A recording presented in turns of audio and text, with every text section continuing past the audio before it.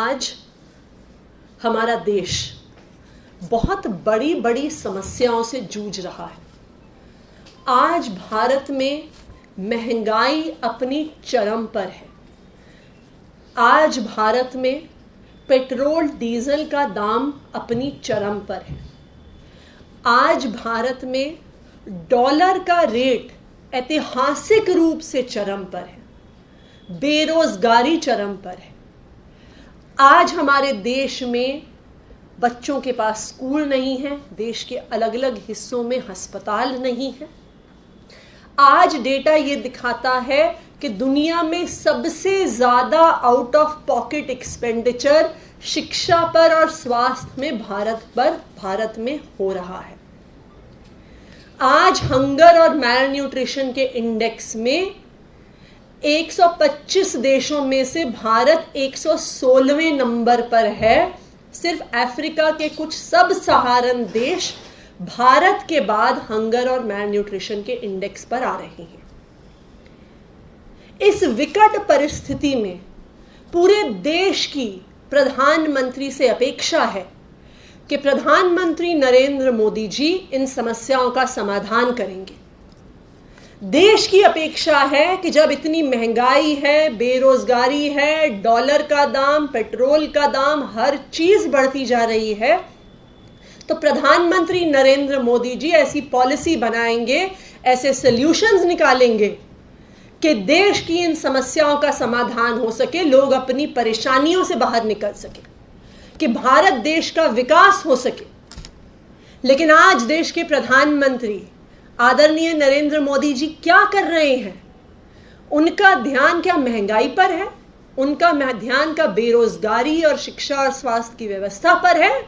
नहीं, उनका ध्यान सिर्फ एक और एक चीज पर है कि कैसे जो उनकी विरोधी पार्टियां हैं, जो दूसरे दल की राज्य सरकारें हैं, उनको साम दाम दंड भेद से कैसे गिराया जाए। हम ये देश भर में देख रहे हैं कि किस तरह से अभी महाराष्ट्र में हमने देखा कि शिवसेना को तोड़कर भारतीय जनता पार्टी ने कैसे सरकार बनाई। हमने उससे पहले गोवा में देखा, कर्नाटका में देखा, मणिपुर में देखा, राज्य दर राज्य में हमने देखा कि किस तरह पार्टियों को तोड़ तोड़कर भारतीय जनता पार्टी अपनी सरकारें बनाने की कोशिश करती है। क्या है भारतीय जनता पार्टी का और प्रधानमंत्री जी का मोडस ऑपरेंडी? क्या है उनका सरकार तोड़ने का तरीका? उनका सरकार तोड़ने का सबसे बड़ा हथियार है उनकी केंद्र सरकार की एजेंसियां। तो क्या फॉर्मूला फॉलो करते हैं प्रधानमंत्री मोदी जी? क्या फॉर्मूला फॉलो करती है उनकी केंद्र सरकार? फॉर्मूला बहुत सिंपल है। जिस पार्टी को तोड़ना है, जिस सरकार को तोड़ना है, जिन नेताओं को तोड़ना है, सबसे पहले उन पर केंद्र सरकार की अलग अलग एजेंसियों को छोड़ दो। उनके ऊपर सीबीआई का केस करो, उनके ऊपर ईडी का केस करो, उनके ऊपर इनकम टैक्स का केस करो। जो भी सरकारी एजेंसी आपके पास है उनका केस करो। उसके बाद भारतीय जनता पार्टी जाके उनके नेताओं को ऑफर देती है कि भारतीय जनता पार्टी में आ जाओ, सारे केस बंद हो जाएंगे।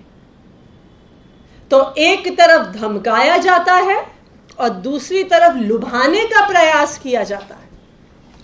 हमने देखा कि किस तरह महाराष्ट्र में भी यही हुआ कि महाराष्ट्र की रूलिंग कोalition के अलग अलग नेताओं पर सीबीआई के, ईडी के तरह तरह के केस हुए और फिर उन केस की धमकियों को यूज करके शिवसेना के विधायकों को तोड़कर एक नई सरकार बना दी गई, जिसमें एक शिवसेना के फॉर्मर एमएलए अब चीफ मिनिस्टर बन गए। दिल्ली में भी आज यही करने की कोशिश करी जा रही है। जो ये केस दिल्ली के उप मुख्यमंत्री मनीष सिसोदिया जी पर हो रहा है, ये भी एक कोशिश है आम आदमी पार्टी की, अरविंद केजरीवाल जी की सरकार को तोड़ने की।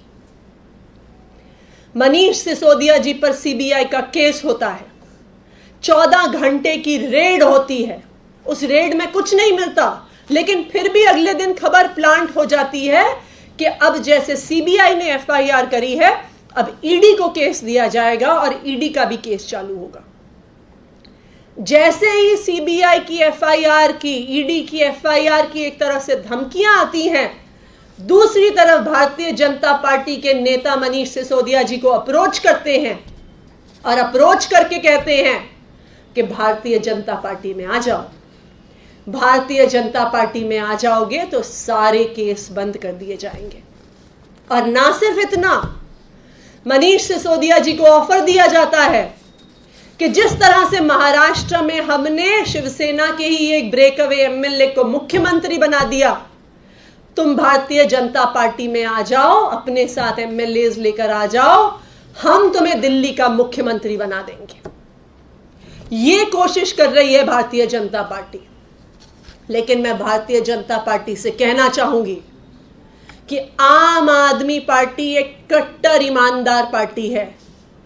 आप बाकी एमएलएज को, एमपीज को, नेताओं को, पार्टियों को क्यों तोड़ पाए?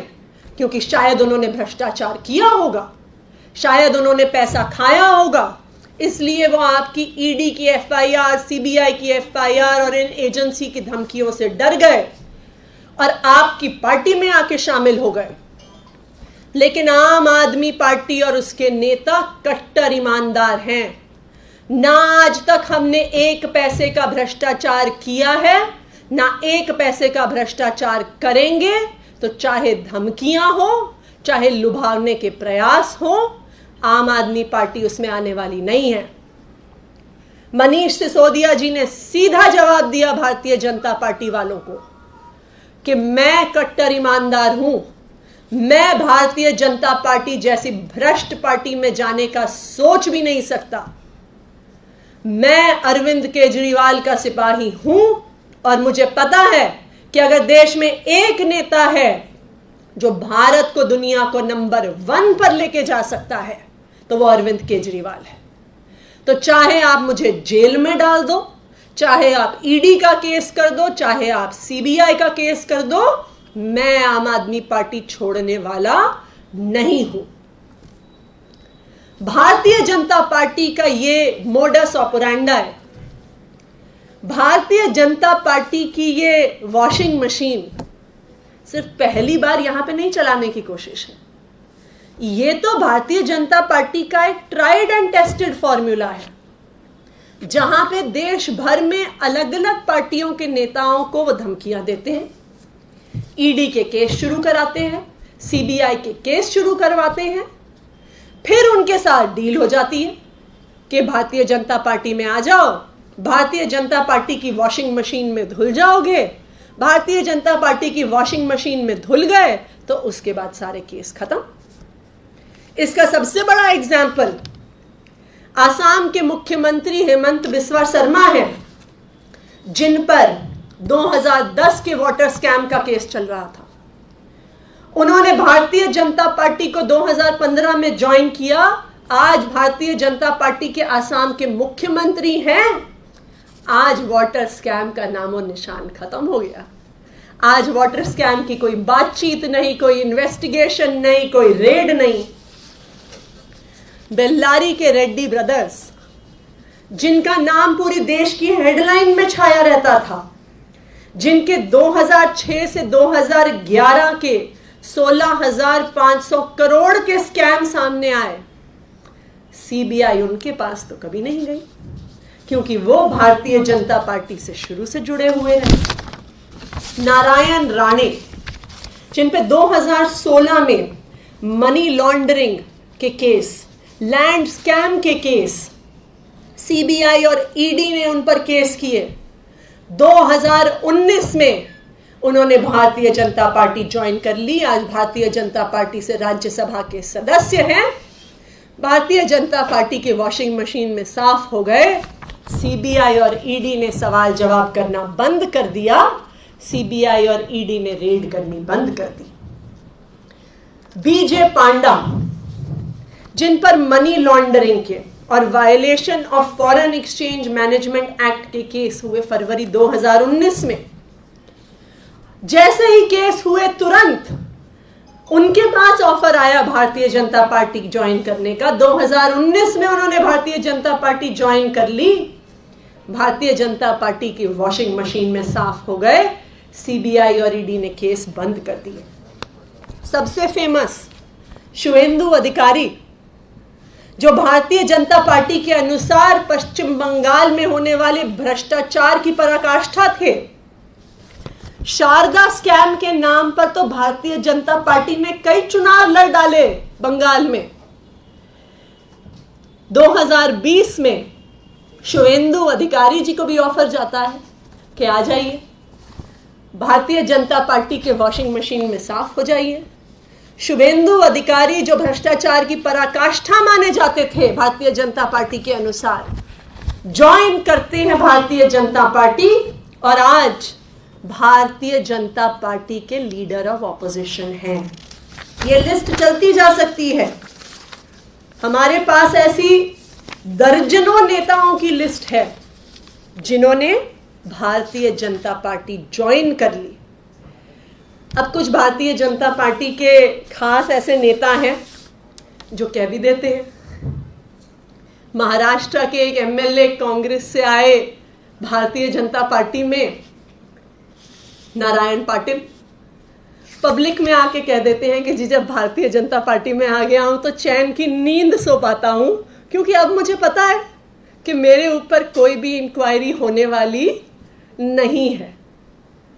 तो यही कोशिश जो भारतीय जनता पार्टी ने अपनी वॉशिंग मशीन फॉर्मूले से देश भर में करी है, महाराष्ट्र में करी है, उड़ीसा में करी है, पश्चिम बंगाल में करी है, मध्य प्रदेश में करी है, आज भारतीय जनता पार्टी उसे दिल्ली में भी करने की कोशिश कर रही है। लेकिन भारतीय जनता पार्टी और प्रधानमंत्री नरेंद्र मोदी जी याद रखें कि आम आदमी पार्टी एक कट्टर ईमानदार और कट्टर देशभक्त पार्टी है।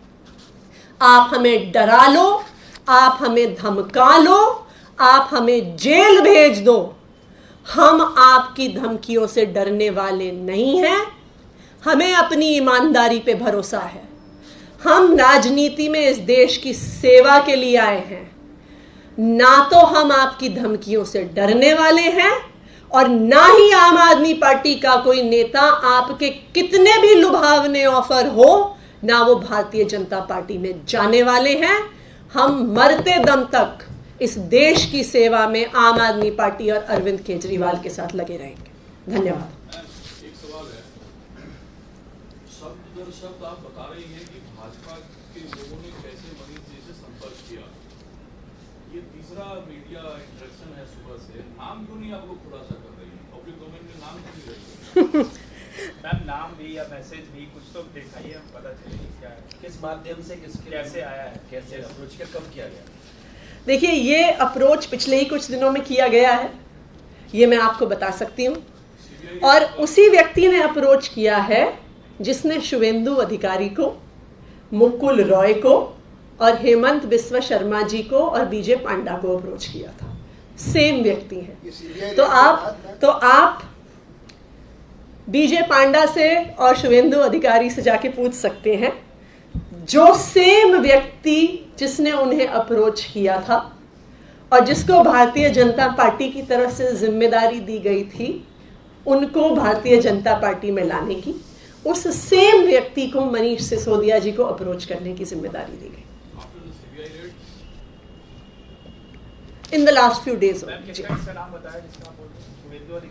शुवेंदु अधिकारी, मुकुल रॉय, बीजे पांडा और हेमंत बिस्वा शर्मा। आप भी जानते हैं और हम भी जानते हैं कि वो कौन व्यक्ति है। Ma'am, the links has been connected to Telangana also. Now K Kavita coming out and saying that this is to malign our image. What does आप say on this? देखिए, मैंने कल ही कह दिया था कि जो भारतीय जनता पार्टी के नेता हैं आजकल और उनकी जो प्रेस कॉन्फ्रेंसेज हैं, उनको तो देख के बॉलीवुड के स्क्रिप्ट राइटर्स को भी शर्म आ जाएगी। क्योंकि देखिए, आप जब बॉलीवुड के स्क्रिप्ट राइटर हैं तो आप बिना किसी फैक्ट के, बिना किसी आधार के, बिना किसी प्रूफ के कोई भी बात कह सकते हैं, कोई भी नेटफ्लिक्स का एपिसोड लिख सकते हैं। लेकिन अगर आप एक पॉलिटिकल पार्टी के नेता हैं और कोई आरोप लगा रहे हैं तो कुछ तो आधार रखेंगे। आप बिना किसी आधार के, बिना किसी डिटेल के कभी भी कोई बात कह देंगे तो क्या कहा जाए। अच्छा, उनकी दूसरी समस्या ये है कि उनको पहले एक स्क्रिप्ट दी जाती है, वो 2-3 हफ्ते चलती है, फिर पता चलता है ओहो हो ये तो सारी स्क्रिप्ट गलत थी, इसमें तो कोई भ्रष्टाचार नहीं है, ये तो सब कुछ ड्यू प्रोसेस से हुआ है। तो फिर उन बेचारों को भी रोज रोज कोई नई स्क्रिप्ट निकालनी पड़ती है। तो ये कोई आखिरी स्क्रिप्ट नहीं है उनकी जो उन्होंने कभी चलाएंगे, वो नई स्क्रिप्ट। और पिछले 7 सालों से वो अलग अलग भ्रष्टाचार की कई स्क्रिप्ट लेके आए हैं। तो वो चाहे जिस चीज पे अपनी इन्वेस्टिगेशन कर लें, वो एक्साइज पॉलिसी पे कर लें, वो बसों पे कर लें, वो स्कूलों पे कर लें, वो दवाइयों पे कर लें, वो फ्लाईओवर पे कर लें, वो सड़कों पे कर लें, वो मोहल्ला क्लिनिक पे कर लें, वो आम आदमी पार्टी के हर डिपार्टमेंट की हर पॉलिसी पे इन्वेस्टिगेशन खोल लें, ये हमारा दावा है कि 1 पैसे का भ्रष्टाचार उनको नहीं मिलेगा। लेकर आ जाए रोज रोज भ्रष्टाचार की नई स्क्रिप्टें। आम आदमी पार्टी एक कट्टर ईमानदार पार्टी है, हमें अपने काम पे भरोसा है, हमें अपनी ईमानदारी पे भरोसा है। के आरोपों को स्क्रिप्टेड बता रही है और बीजेपी, आम आदमी पार्टी बीजेपी के आरोपों को स्क्रिप्टेड बता रही है। बीजेपी उल्टा आप लोगों को ये कह रही है कि ये सब स्क्रिप्टेड है, इस तरह से कोई ऑफर गया नहीं। देखिए मैं आपको एक इसमें आपने बोला 2 दिन पहले संपर्क किया गया, 2 दिन पहले मैं कह रही हूँ कि पिछले ही 2-3 दिनों में संपर्क किया गया। रेड के बाद मैं आपको एक तरीका सुझा सकती हूँ कि किसके आरोप सही हैं और किसके आरोप गलत हैं, इसको कैसे जांचा जाए। आप दोनों पार्टियों का इतिहास उठा के देख लीजिए। आप आम आदमी पार्टी का इतिहास उठा के देख लीजिए, वो हम पर रोज नए स्क्रिप्ट से भ्रष्टाचार के आरोप लगा रहे हैं। पिछले 7 साल में आम आदमी पार्टी के नेताओं पर, एमएलएस पर, मंत्रियों पर अब तक 150 केस हो चुके हैं। 150 केस। उसके अलावा केंद्र सरकार द्वारा गठित एक असंवैधानिक शुंगलू कमेटी 6 महीने तक दिल्ली सरकार की 500 फाइलें लेकर बैठी रही। क्या इनमें से किसी भी केस में उनको कोई भ्रष्टाचार मिला? क्या इनमें से किसी भी एक केस में वो कन्विक्शन कर पाए? नहीं कर पाए। तो इतिहास बता रहा है कि आम आदमी पार्टी पर भ्रष्टाचार के आरोप लगते हैं, लेकिन उसके बाद वो सारे केसेस कोर्ट में पहुंचकर जज फटकार लगाते हैं सीबीआई को, दिल्ली पुलिस को कि भाई तुम्हारे पास सबूत नहीं था तो तुमने एफआईआर कैसे फाइल कर दी। दूसरी ओर मैंने आपको भारतीय जनता पार्टी की भी वॉशिंग मशीन की हिस्ट्री बता दी कि किस तरह से जिन नेताओं पर पहले सीबीआई के केस होते हैं, ईडी के केस होते हैं, इनकम टैक्स डिपार्टमेंट के केस होते हैं, फिर वो जादुई तौर से शामिल हो जाते हैं भारतीय जनता पार्टी में, फिर वो भारतीय जनता पार्टी की वॉशिंग मशीन में धुल जाते हैं और फिर सीबीआई केस भी बंद, ईडी केस भी बंद। तो आप दोनों पार्टियों का इतिहास उठा के देख लीजिए तो दूध का दूध, पानी का पानी हो जाएगा कि यहाँ पे वास्तविक तौर में चल क्या रहा है। सवाल ये है